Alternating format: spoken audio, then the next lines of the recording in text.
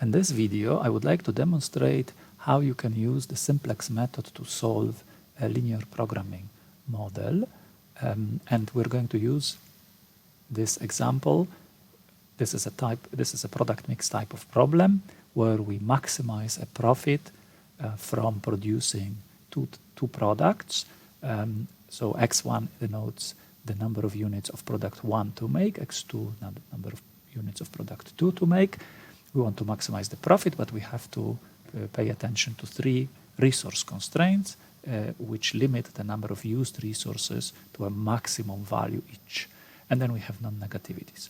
So the first thing that we need to do in order to use the simplex method is to recall what type of problem we were solving using the simplex method. And if you recall in matrix notation, this was written as, maximizing some kind of objective subject to linear objective, subject to some linear constraints that were all equalities, and the variables must be all greater than or equal to 0.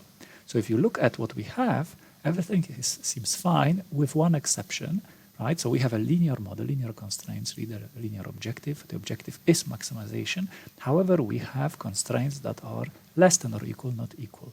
How do we turn those constraints into equalities? Well, we can use what we call slack variables. So we're going to create a slightly modified model where we will say xi is units of product I to make if I equals 1 and 2, but it is it will be a slack of constraint, strictly speaking, I minus 2, constraint I minus 2, when I equals 3, 4, and 5, right? So xi basically will be defined this way. Actually, let me modify this slightly. I'm going to say something like this. xi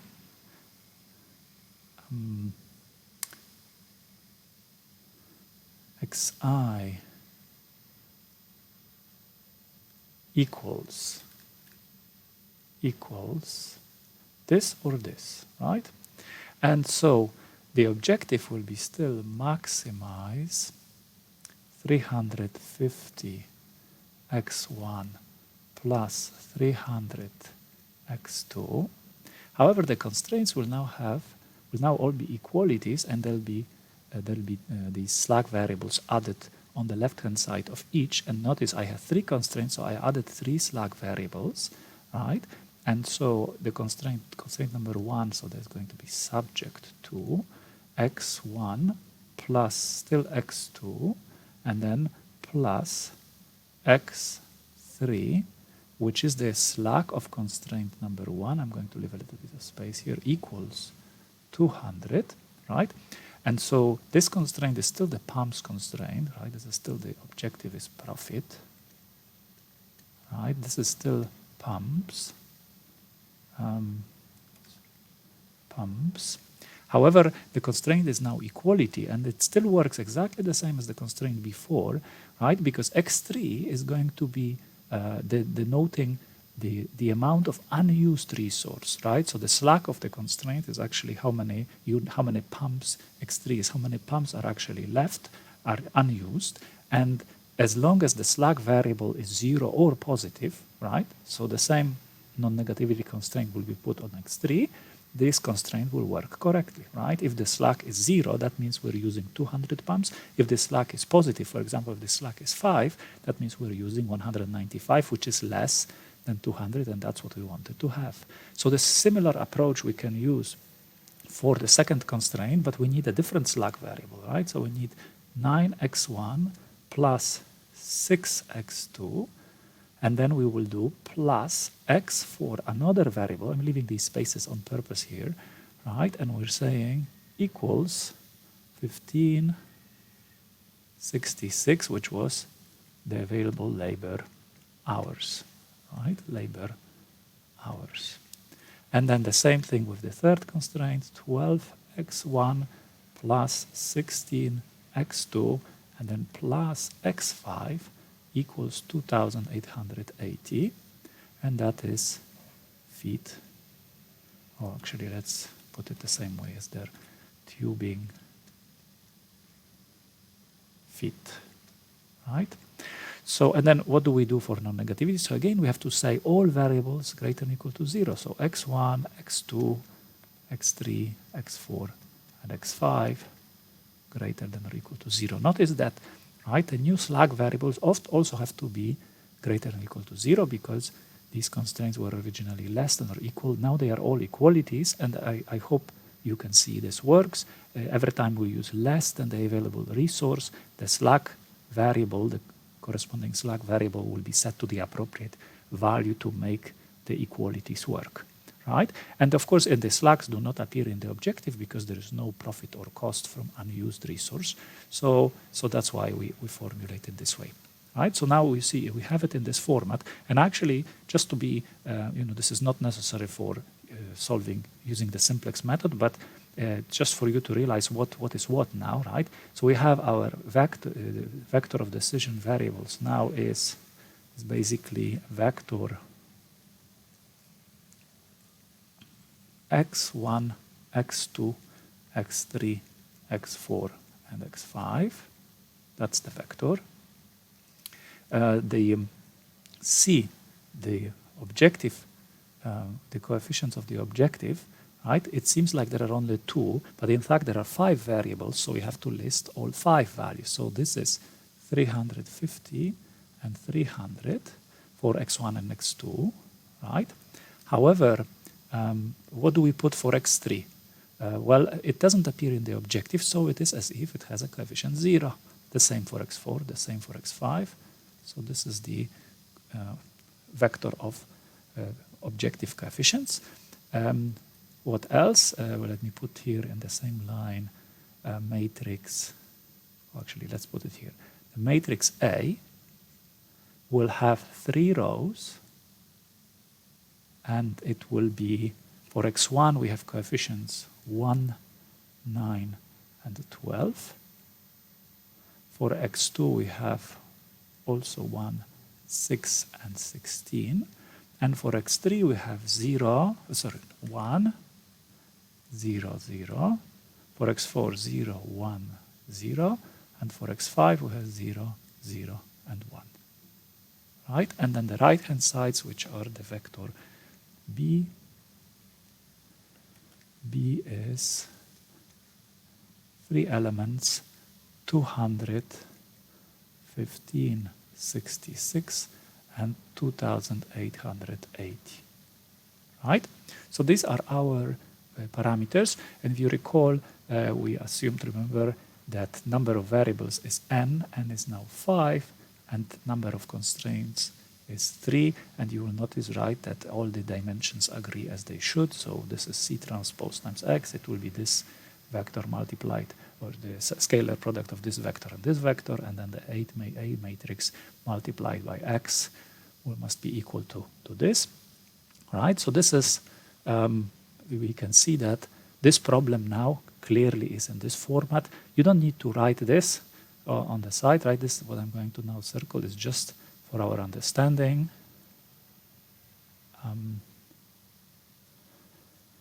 For better understanding what we're doing, right? But so this is the reformulation we needed. Okay, what's the next step? Well, the next step, if you recall, simplex method has 2 stages. Stage 1 is finding, right? Stage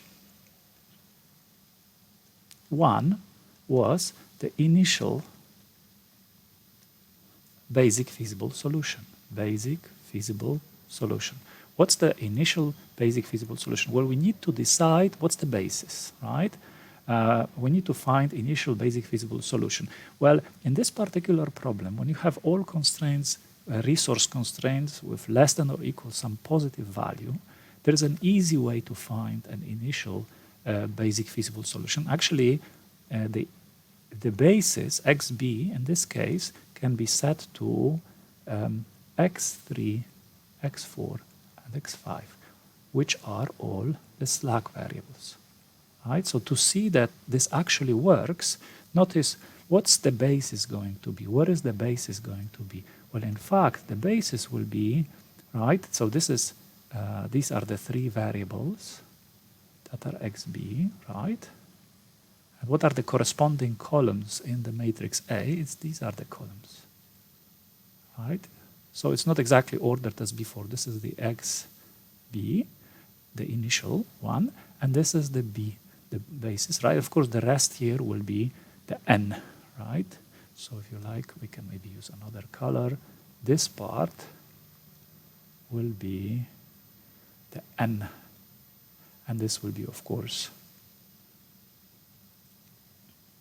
xn,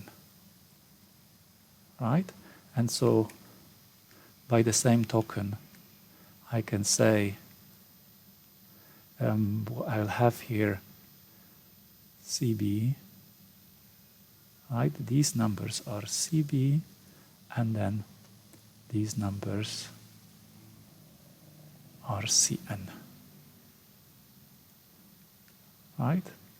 So why do I claim this can be an initial basis? Well, let's reformulate the problem. So if you recall, the problem has to be now reformulated in such a way that the objective is just a function of the xn variables. If you recall, again, I'm going to put this on the side just so that we remember. The objective has to be maximize CB transpose B minus 1 times B, that's a constant, plus the reduced cost C bar n transposed times xn, right? And and then constraints have to be subject to xb, the basic variables should be the calculated as a function of the non-basic variables. This was the format, and of course, right, xb and xn, both of them have to be greater than or equal to 0. So again, I want you to see, kind of underline here, that the basic variables are only here, right? Of course, they have to be non-negative, but, and then the objective function is calculated just as a function of non-basic variables, right? So we need to reformulate this problem this way, and actually, it's easy. Of course, I could calculate, write all these matrices and do the multiplications, but I'm not going to do this. I'm just going to rewrite this problem such that I have the basis on the left in the constraints, each basic variable on the left, and then the objective should be the function of only non-basic variables. And I want you to see that this problem is almost in this format already. Why? Because notice, what are the non-basic variables? X1 and X2. They are already the only variables in the objective, right? And then I need these constraints as basic variables as a function of non-basic variables. And the basic variables are X3, X4, X5. Already I can rewrite this constraint X3 equals 200 minus what's here other than X3, right? And that's going to be variable, the basic variable x3 expressed as a function of non-basic variables x1, x2, and the same thing for x4 and x5, right? So in this case, let me again rewrite this problem without actually defining the additional variables. I'm just going to say, and sorry, without repeating the decision variable definition, right? I'm going to say this problem now will be maximize, and actually let me write one more thing, because there is this constant here, but actually there isn't any constant here. So the value of this constant, I'm going to explicitly write here 0 plus, and then I'm going to write this part, which is going to be 350 x1 plus 300 x2, and then subject to, and this is going to be written now as follows: x3, which is the basic variable, right, equals 200 minus x1 minus x2. And, right, let's write this properly, x2. And x4 equals 1566 minus 9x1 minus 6x2. Right, again, x2. And then x5, in the fifth constraint, x5 equals 2880 minus what's here, 2880 minus 12x1 minus 16x2. Right? And notice this is, right? And then, of course, I'm going to say maybe all xi, just for short, all xi greater than or equal to 0. Right? And notice this problem now is in this format when the basis is, right, xb is just all the slack variables.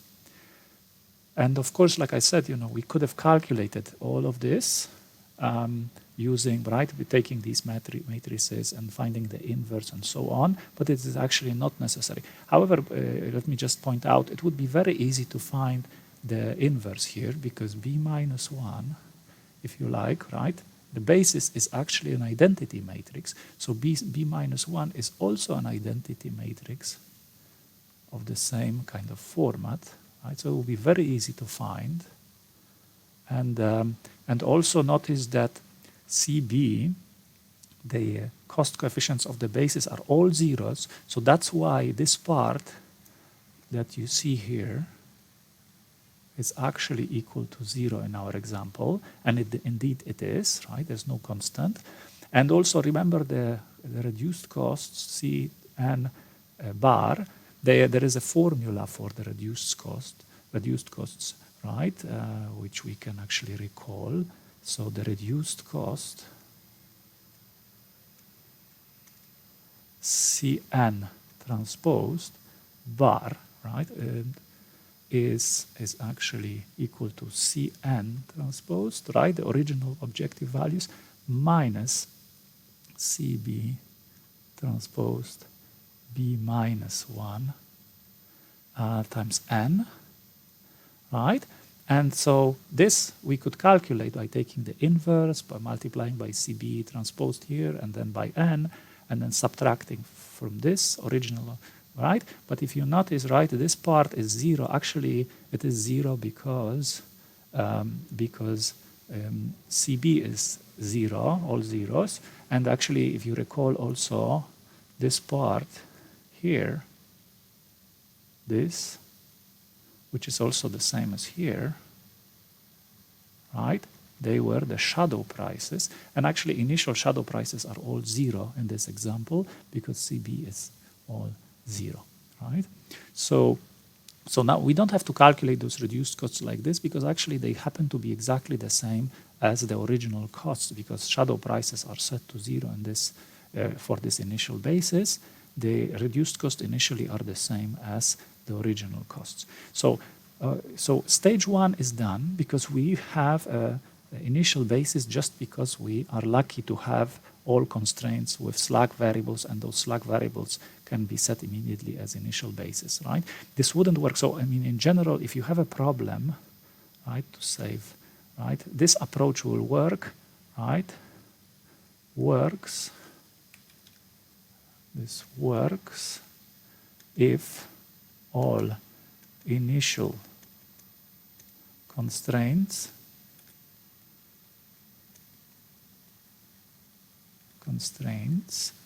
are less than or equal, right?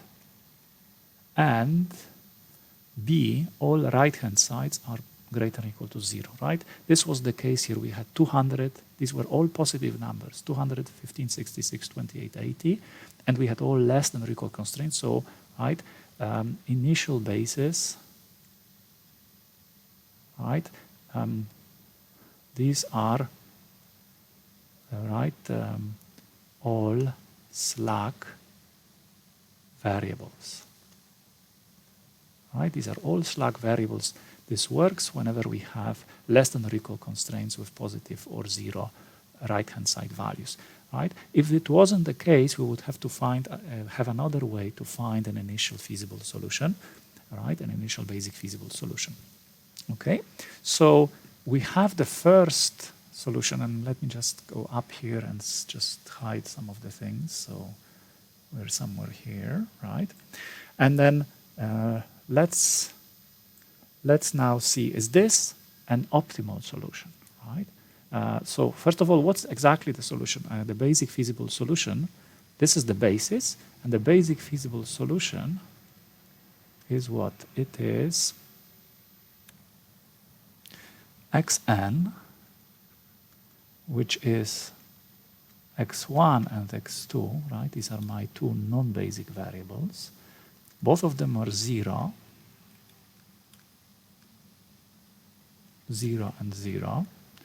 The xb, which I said, actually let me put this, this is transposed, of course, right? So this should be transposed. xb is x3, x4, and x5 transposed, right? Because I remember all the vectors should be column vectors. So if I'm writing in a row, I have to add the transposition. And they have, what are their values, right? If x1 and x2 is 0, x3 will be 200. 200. If x1, x2 is 0, x4 will be 1566. And if x1, x2 0, then x5 is 2880, right? And of course transposed again. And then the objective value is, what is it? It's 0 plus this times x1 plus this times x2. But again, x1, x2 are all both 0. So this ends up to be, everything happens to be 0, right? The whole value is 0, right? So it's like $0 of profit for producing nothing and having everything as left as slack, right? Is this an optimal solution? Again, I mean, it's kind of obvious if you know what this problem means. But what I want you to see is we need to check the optimality condition. So optimality, actually, let me save a bit of space. So, right, optimality condition. Is this solution optimal, right? Are all reduced cost, right? This will be for short reduced cost. Are all reduced costs greater than or equal to 0? That's the optimality condition. Sorry, are all of them less than or equal to 0? This is maximization. So, right, are all of them less than or equal to 0? If they are less than or equal to 0, that means increasing any decision variable would actually reduce the profit, which is not what we want. We want to increase it, right?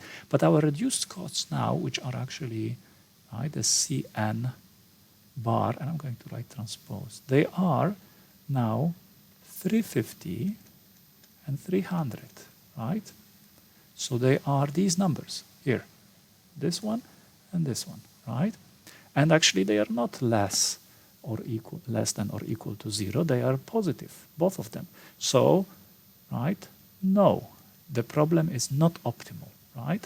We can still improve, right? So we have to take one of the non-basic variables now, right, and decide to increase it. Which variable we can take? Well, we could take any of the two, x1 or x2. We can increase x1 because there is, right? So we could take x1 as the non-basic variable to increase because the profit, the reduced cost, right, or reduced profit, if you like, for this variable is positive. Or we could take x2, right? Because again, if we increase it, the profit will increase because the reduced cost is now 300. So you see, right? And we can do this, right? Because what happens? So for example, if we take x1, if we start increasing x1, clearly the profit will be increasing. For every unit, $350 extra will be generated. However, what will happen to the other constraints? Well, as you increase x1, it's here, here, and here, right? So you see x1 is here, it's here, here, and here. So it is in the objective, the benefit, and it's in the constraints. And every time you increase x1, you'll be using resources, so you'll be reducing the slack x3, x4, and x5. All three slacks will be decreasing, right? So we select, right? If you remember, find the variable xj to add to the basis xb, right? This variable we can choose x1 or we can choose x2. Let's say we choose x1. We choose x1, right? So this is our variable to enter the basis, right? This is the xj, right? Then the second thing we need to determine is, as we increase x1, well, what happens to x3, x4, x5, and how much can we increase x1 in order to keep this solution still feasible, right? I mean, this was the initial basis. Notice it was feasible because all the decision variables were greater than or equal to 0, right? Now, if we increase x1, x3 will be decreasing, x4 will be decreasing, x5 will be decreasing.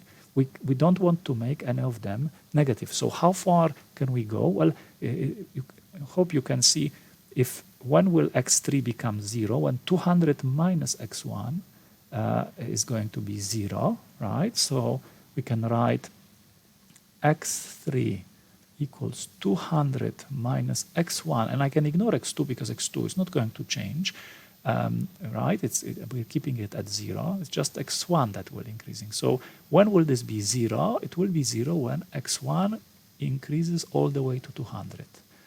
Now, for the second constraint, we need to see the same thing. When will x4 be 0? 1566 minus 9x1. When will it reach 0? It will reach 0 when x1 becomes, right, 1566 over 9, which happens to be exactly 174.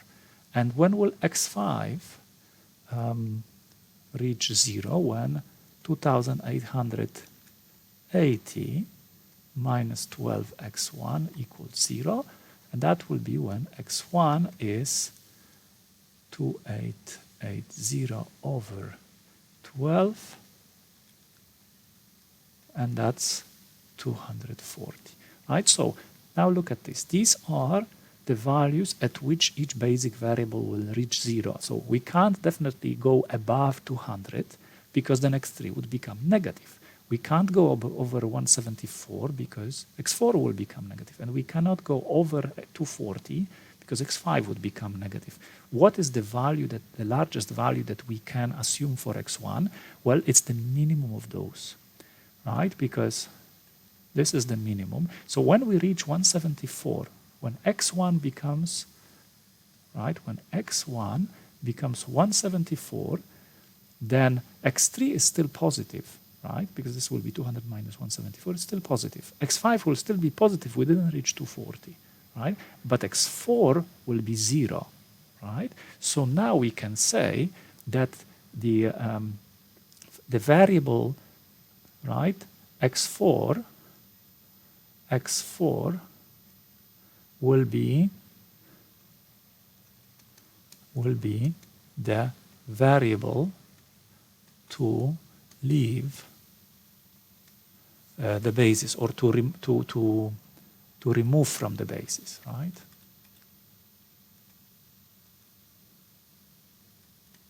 From xb, the basis, right? So what I want you to see, right, this is, we found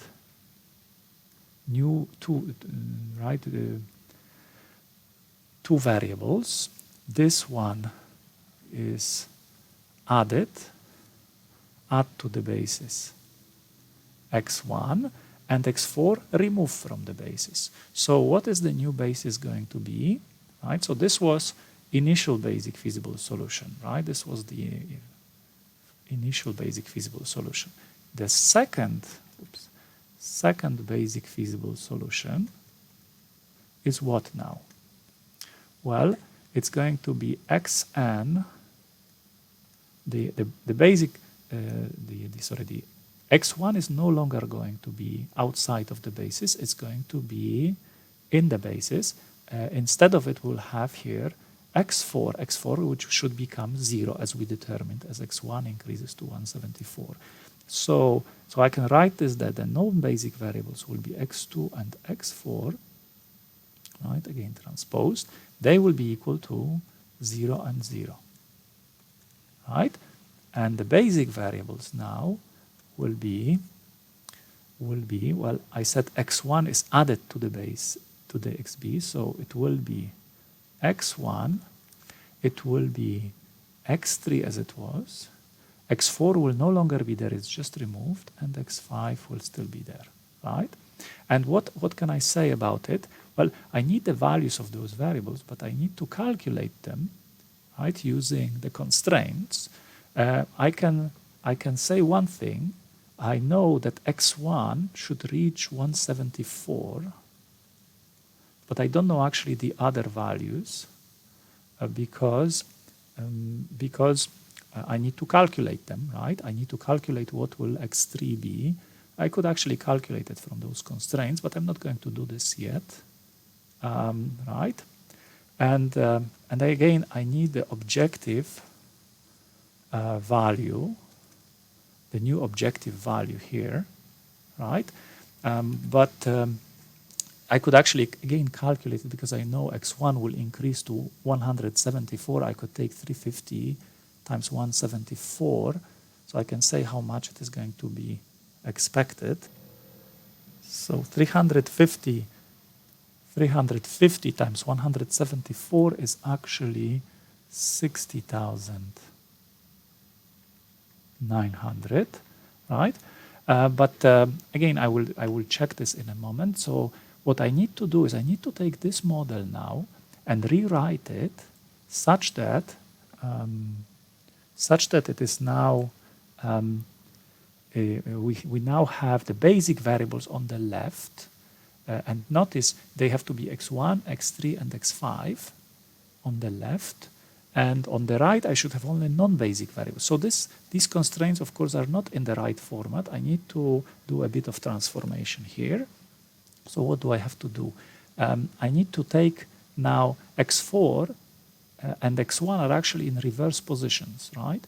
x4 should be the non-basic, should be on the right, and in this constraint x1 should be on the left. So the constraint that we used, right, to determine the variable that will be removed from the basis, we need to now use this constraint to transform things. So what we need to see, we need to take this constraint,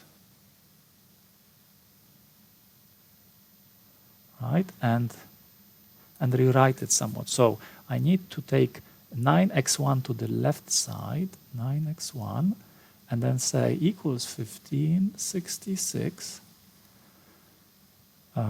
minus 6x2, which was there, and minus x4, right? And now this is the right order. The x1 should be one of the basic variables that I need on the left. It's just that I have it multiplied here by 9, so I will divide both sides by 9, right? And so what will I get? It's x1 equals, now 1566 divided by 9, we already calculated it to be 174, and then minus 6 over 9, that's 2/3 x2, and minus 1 over 9 x4. I'm going to leave it exact this way, right? So we have one of our constraints is here, right? Rewritten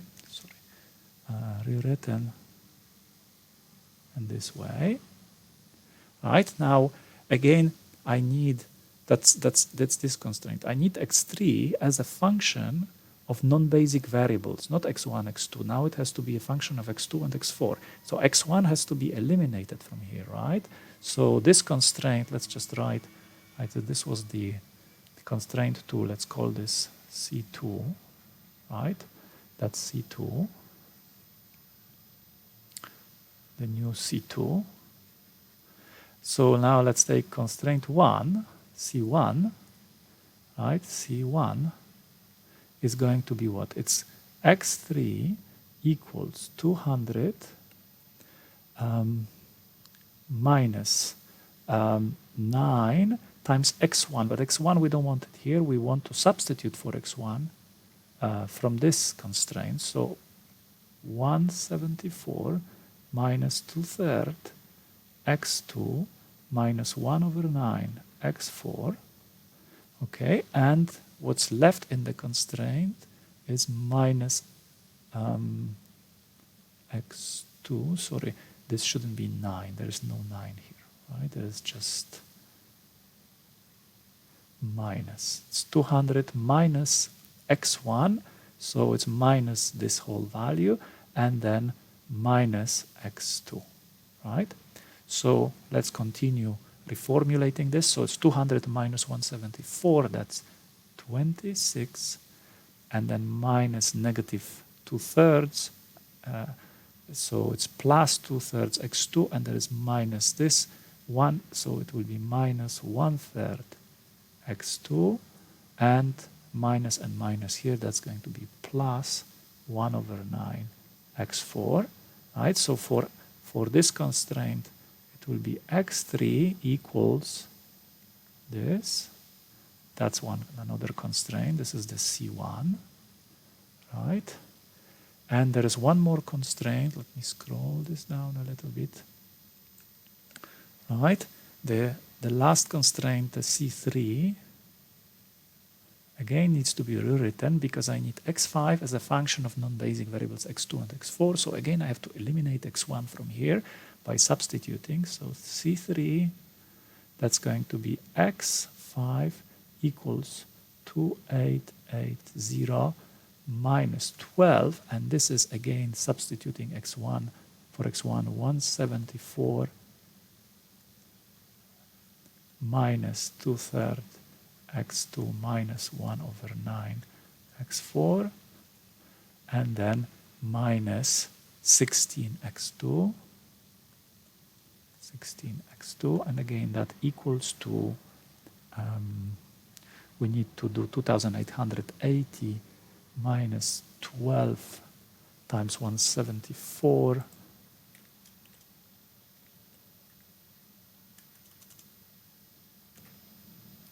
this is 792, and what is still left is 2/3 x2 times 12, which can be simplified to plus 8x2, and there is minus 16x2 here, so there's going to be minus 8x2. It's minus 16, and this is minus times minus, so it's plus 8x2.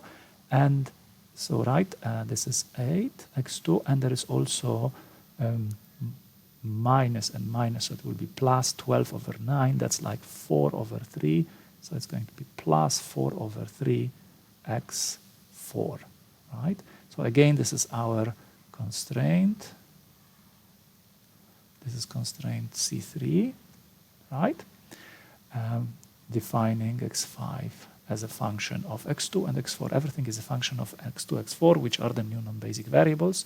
And there's one more thing we need to still take, which is the objective, right? The objective was 350 x1 and 300 x2, and it's 0. Now I need to write a new objective. The new objective, right? So the 350 x1 plus 300 x2, I need to now substitute, right? This was the maximization. I need to substitute for x1 to eliminate it, because again, the objective has to be a function of non-basic variables. So I need to take x1 as defined here again. So it's 350 times 174 minus 2/3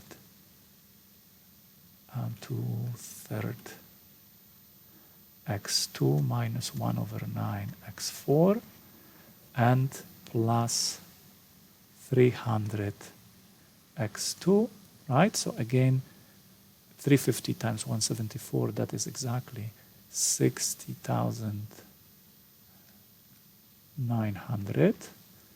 And then what is left is, there is 350 times this 2/3 times negative 2/3 x2, and then there is plus 300 x2. If you do the additions, you'll find out that this is plus 200/3 x2, and there is also 350 divided by 9 minus 350 divided by 9 of x4, right?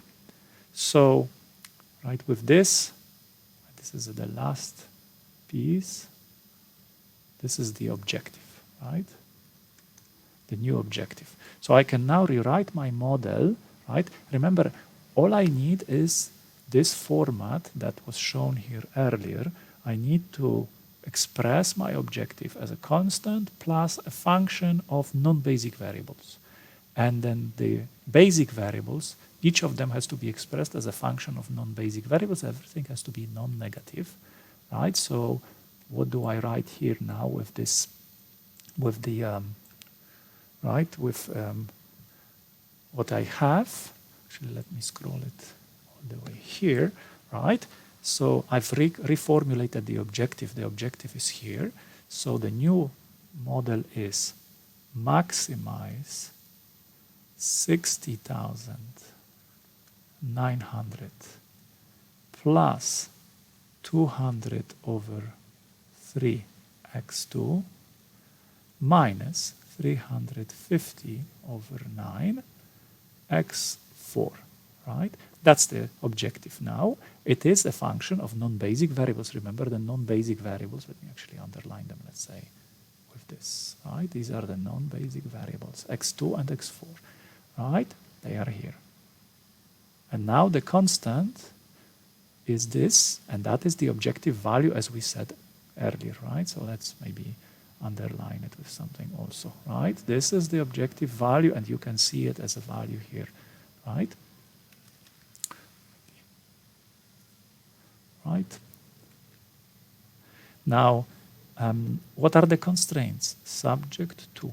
So I said this is C1, this is C2, C3, but actually I'm going to write first the constraint C2 because I want the variables ordered by indices. So it's x1 and x3 and x5, right? So x1 equals what? x1 is here, right? It is 174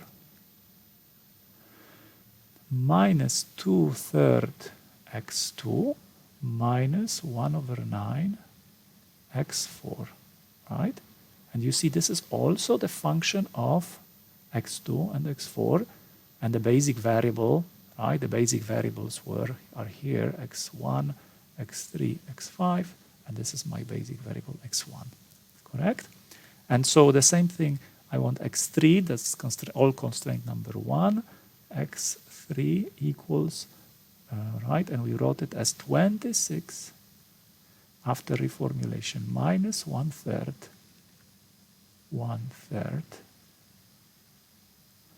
x2 plus 1 over 9 x4, right?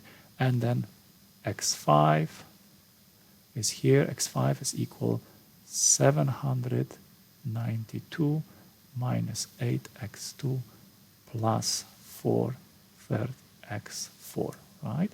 Again, I want you to see non-basic variables are all here on the right, and on the left we only have the basic variables x1, x3, and x5, right?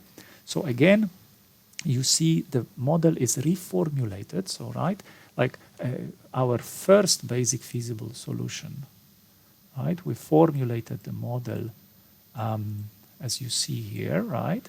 We had the basic variables here on the left and non-basic on the right. They were x1, x2, right? It was following this format. Now the reformulation is, right, we have non-basic variables x2, x4 on the right and in the objective, and the basic variables are just here. And we know, and you see now we can actually fill out those values, because if the non-basic variables x2, x4 are 0, then the basic ones, x1 is 174, x3 will be 26, and x5 will be 792. So we actually don't have to write this whole thing here, but it doesn't hurt to write, right? It's 174, and then it's 26 and 792, right? So if you recall, x1 is actually the number of product 1 to produce. We now moved to a solution that produces product 1, 174 units, but x2 is still 0. We don't produce product 2, and the slugs are now, x3 is 26, so we still don't use 26 pumps. x4 is 0, so we use all labor hours, and we don't use, x5 is we don't use all tubes, we leave some 792 tubes, right? And obviously everything, so all xi's are still greater than or equal to 0, so we did the pivoting correctly, right? The pivoting, which was this transformation where we inserted x1 into the basis and removed x4, right? So again, we need to check optimality condition again, okay? Optimality condition, right? Are all reduced costs, again, I'm putting it less than or equal to 0. Let's look at the reduced costs, right? What are the reduced costs? There is this reduced cost, right? But it's positive, right? So, so it doesn't satisfy this. Look at this reduced cost. Well, this one's negative. So this, if we increase x4, we're going to actually reduce the objective value, right? Increasing x4 will decrease objective, which we don't want. But for x2, this one is positive. This is higher than, right?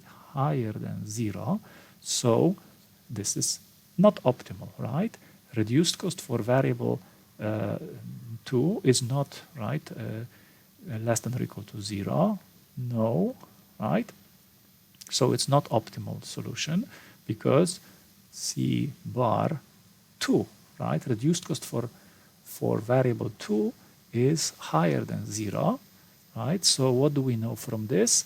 We can add the variable, right? So x2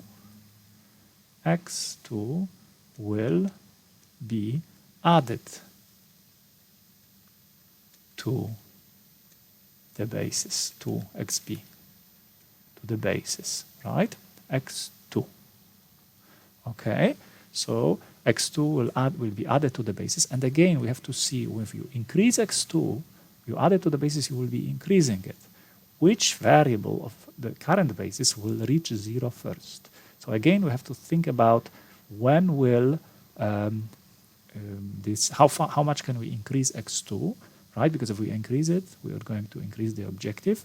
And so again, we need to see the three constraints. From the three constraints, actually, let's save this. So x2 is added to the basis. And now we're calculating which variable will leave the basis. So x1, 174 minus 2/3 x2. When will it be equal to 0? When x2 equals, right, 174 times 2/3. That's 261. What about x3? When will x3 reach 0? It's 26 minus 1/3 x2. And of course, x4 remains 0, right? We're not increasing it. It remains outside of the basis. It is 0. When will this be 0? When we increase x2? Well, x2 is 26 times 3, which will be 78. And what about x5? It's 792 minus 8x2. When will it be 0? When x2 is equal to 792 divided by 8, which is 99, right? So again, which number will x2 reach first? The smallest, right? x2, when we increase it, this number will be reached first. This is the minimum. So by this, we can say that x3, right, from this, x3 will be removed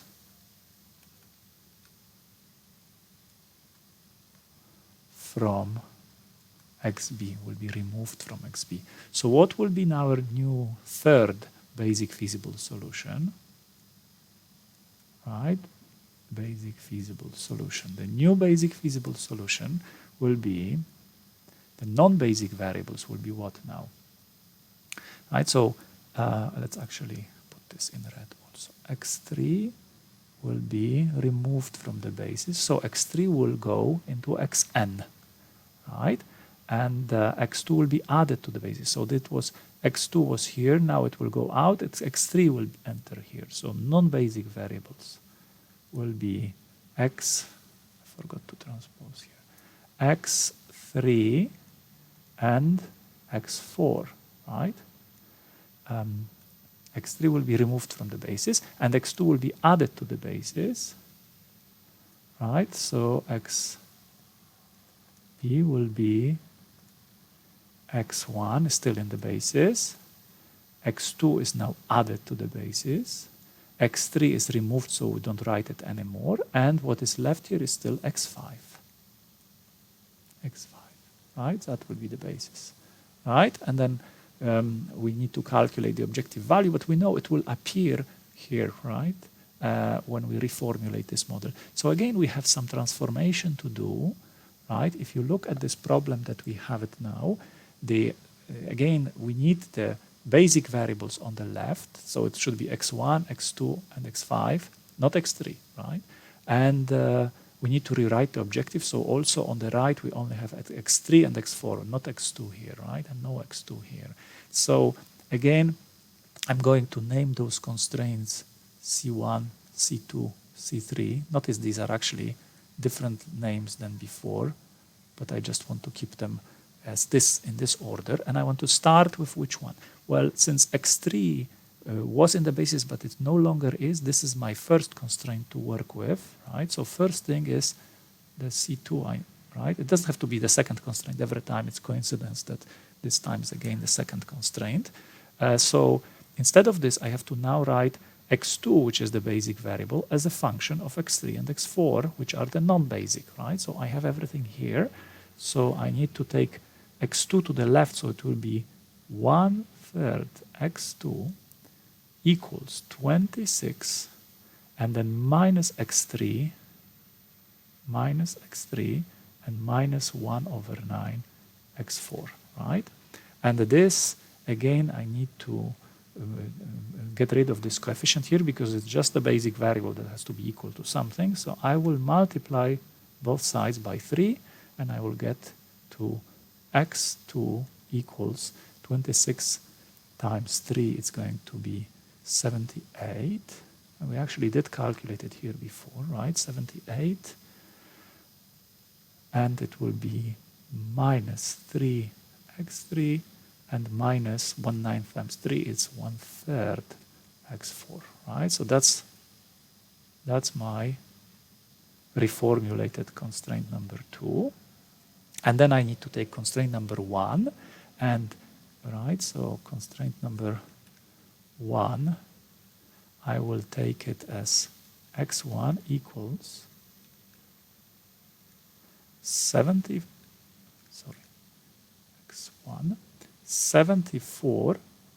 174 minus 2/3, but I don't want to keep x2. x2 has to be eliminated. It's now the basic variable, so for x2 I will substitute 78 minus 3 x3 minus 1/3 x4, right?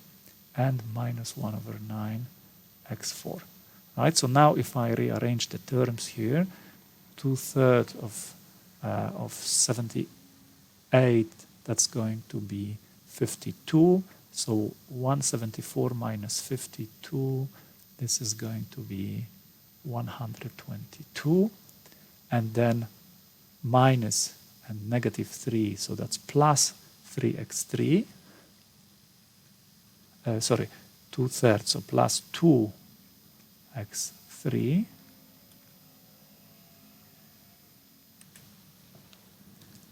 And 2/3 minus 2/3 minus 1/4, that's plus 2/9 x4, and minus 1/9, so that's going to be plus 1/9 x4. I'm sorry, I just realized the mistake. This shouldn't be minus 1/9. This should have been, from this constraint, plus 1 over 9. So here 26 minus x3 and plus 1 over 9 x4. So because of this it should be plus here, and because of this when I substitute here for x2 it should be plus, and now it's 2 over 9 with negation, and there is 1 over 9, that's minus 3 over 9 or 1/3.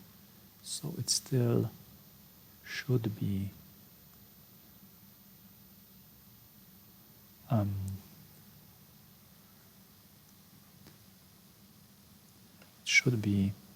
minus 1/3 x4, right? So this is my constraint number 1 in the previous part for x1. Now I define this equality, and I can now move to C3, right? So one has to be very careful in those reformulations. One little mistake and everything will be wrong, because we do a lot of those substitutions. So now, x5, right? We need to express x5 as a function of non-basic variables x3 and x4. So we continue, right? x5 is 792 minus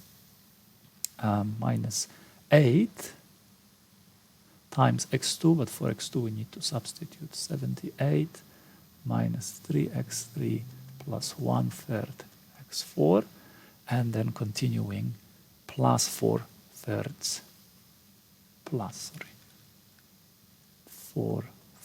times x4. So again continuing this, 792 minus 8 times 78 is going to give us 168 plus, and now we have minus 8 times minus 3, that's plus 24 x3, and then we have minus 8 over 3 and plus 4 over 3, so that leaves us minus 4 over 3 x4, right? So this part again is our constraint number 3, which defines the value x5, and now we still have to reformulate the objective. So the objective was here 60,000, right, 900. So the objective was maximize 60,900 plus 200 over 3 times x2. Again, for x2 we need to substitute 78 minus 3 x3 plus 1/3 x4, and then minus 350, the remaining part in the objective, 350 over 9 times x4. So let's continue writing this. And so again, if you do this multiplication, 200 times 78 over 3, and then add it to 60,900, you will get 66,100. And then for x3 we will have 200 divided by 3 multiplied by 3, and there is minus, so it will be minus 200 x3. And for x4 we have 200 over 3 times 3, 200 over 9 minus 350 over 9, that's negative 150 over 9, which makes it 50 over 3 minus 50 over 3 x4, right? So with this new information, right, as the objective, we can write the model again in our format as maximize, right, this part, it's x4, maximize 66,100 minus 200 x3 minus 50 over 3 x4. This is a very long process, but we're almost done. And subject to the constraints, and again, let's reorder it so that we have x1 as the first variable. x1 equals 122 plus 2x3 minus 1/3 x4, right? This is the constraint. x2, or all the, right? This is the constraint. So it's 78 minus 3 x3 plus 1/3 x4, and the last one is x5 is 168 plus 24x3 minus 4/3 x4, and of course all xi greater than or equal to 0, right? And what is the solution now? So, right, we can write it here now. xn, non-basic variables, which are x3 and x4, they are transposed. They are equal to 0 and 0, right? This is the non-basic variables. The basic variables, xb, are x1, x2, and x5, right? They are here on the left. And these basic variables, the values, right, again transposed, the values are actually these numbers that you see here at the beginning, because x3 is 0, x4 is 0, everything is zeroed out here, and you're just left with those constants, 122 and 78 and 168 transposed. And what's the objective value? How much is it? It's this value, 66,100. Right? How do I know it's 66,100? Because again, x3 and x4 are 0, right? So again, what do we need to check? Optimality condition. Is, right, are all reduced costs less than or equal 0? What are the reduced costs? C, n bar, right? And I'm going to write transposed. They are those values, and they are minus 200 and minus 50/3, which, right, is equal to 16.67 negative, right? So, right, these are the reduced costs that we're looking at. They are negative 200 and negative, right, 50/3, right? Are they all less than or equal to 0? Yes, now they are, right? Yes. So what do we know from this? This basic feasible solution is optimal, right? We found an optimal solution, and we can now identify it in the original variables, right? We want to make, right, x1, so this is now optimal. x1 is 122 units of product 1,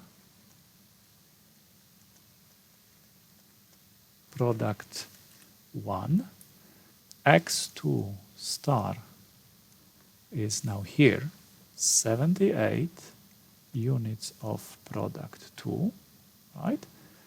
And what else do we know, right? So this is our new basic feasible solution, right? And what else? We know that the slacks are, right? Slacks are x3. x3 is 0, x4 is 0, x4 0, and x5, right? These are the optimal values of those slack variables. And x5 is actually not 0, it is in the basis. x5 is here, is equal to 168. So we're actually not using all units of the last constraint, which were the feet of tubes, right? And we know profit, right? Optimal profit, optimal, equals this value, 66,100, right? This is the solution using the simplex method. And we actually know also final reduced costs, which were minus 200 for x3 and minus 50 over 3 for x4. But if you notice, these are the slack variables, that x3 and x4 are slack variables that we added to the model to make constraints equalities.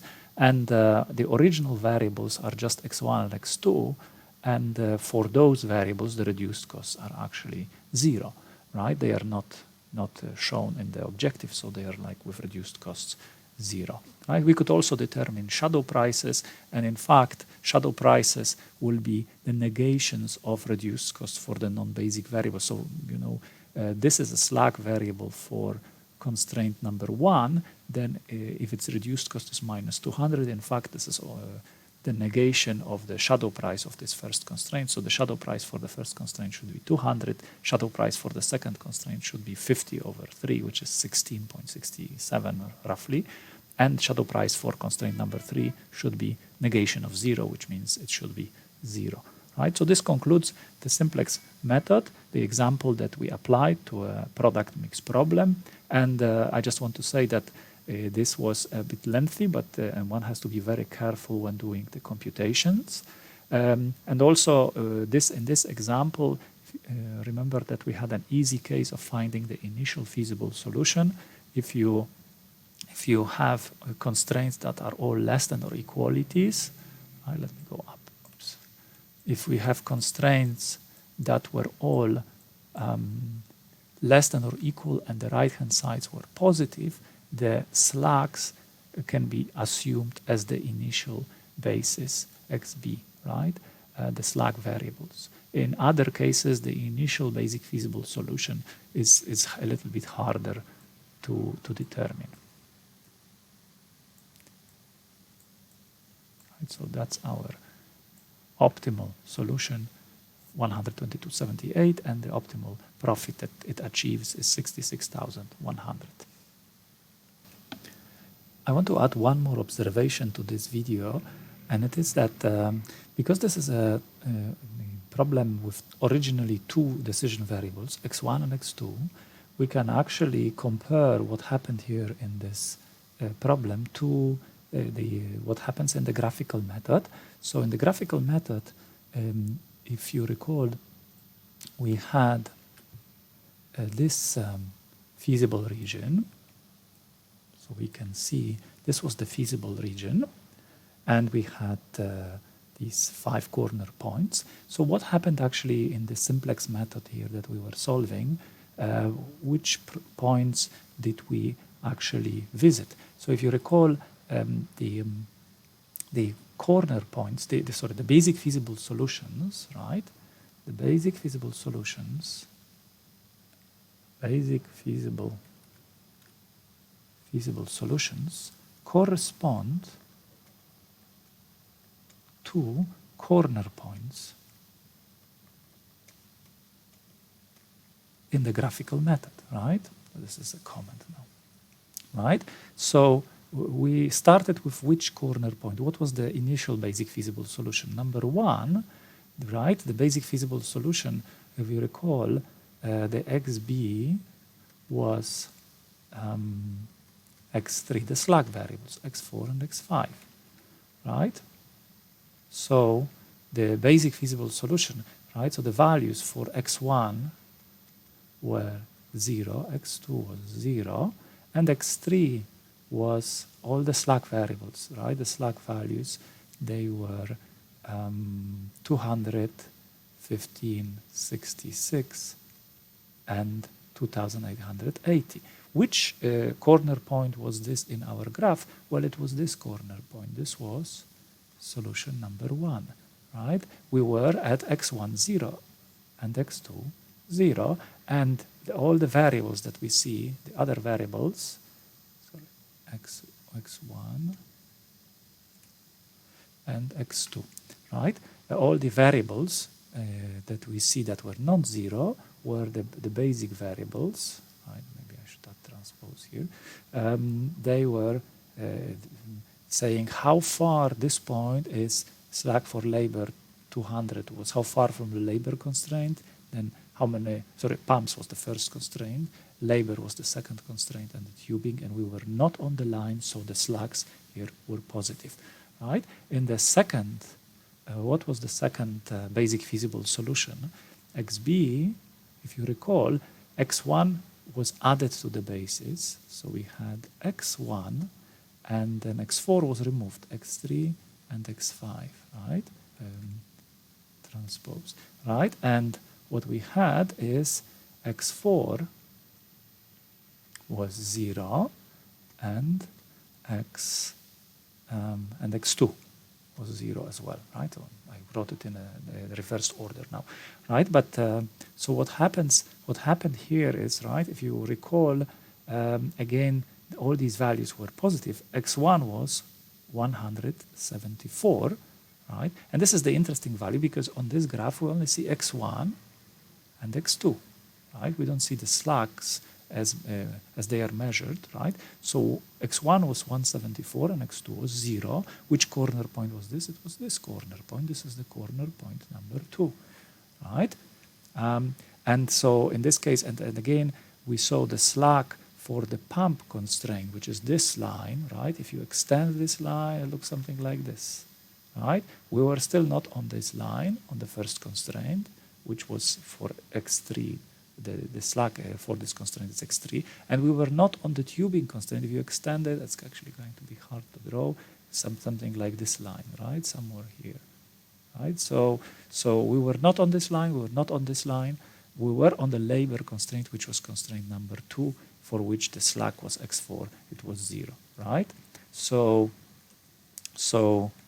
let me actually undo these lines, right? So first basic feasible solution was this. When we increased x1 and we decreased x4 to 0, we basically moved in this direction, right? We moved from this point all the way over this edge and we reached this corner point, right? And our final basic feasible solution, 3, was when xb was x1, x2, and x5, right? And so the non-basic variables x3 was 0 and x4 was 0. x4 was 0. And notice, if you remember, x1 was 122, x2 was 78, right? And x5 was 168. And which corner point does it represent? Well, it represents this one that is already circled. This was the corner point number 3, right? So we moved again along this edge all the way to this point, right? And in this case, labor and pumps, the first constraint, the second constraint were binding, right? That's why their slacks were zeros. And the tubing constraint was non-binding. It's still, you know, if you extend it here a little bit, you see there is a distance between the optimal solution and this constraint, and that's why x5 is not 0. We actually know the slack of this constraint. It was 168. That's how many feet of tubing are still not used. So you see here we visited 3 corner points. By the way, initially, if you recall, we could have selected x2 as the variable entering the basis rather than x1. In that case, we would have gone up here to this corner point, and then we would have gone to this corner point, and eventually would have gone to this corner point, at which point we would find out it's optimal. So we chose actually the shorter way. We only visited 3 corner points, 3 basic feasible solutions. Had we chosen x2 as the variable entering the basis first, we would have visited 1, 2, 3. It would be 4th corner point that would be optimal. So the solution, as you see, depends on the decision which of the basic variables which of the non-basic variables you choose to add to the basis, and right. And so sometimes the simplex method, if it is applied with slightly different decision rule, it might give you different number of iterations, than another case. And one final comment, you know, this is a lot of work, but of course this is, and actually it would be much more work had this problem been larger. So if we had a problem with much more decision variables and much more constraint, there would have been much more work. That's why this kind of calculation is normally not done by hand, but it is we use computers to solve these problems. and we can the simplex method can be applied to problems with hundreds, thousands, even hundreds of thousands of variables and constraints.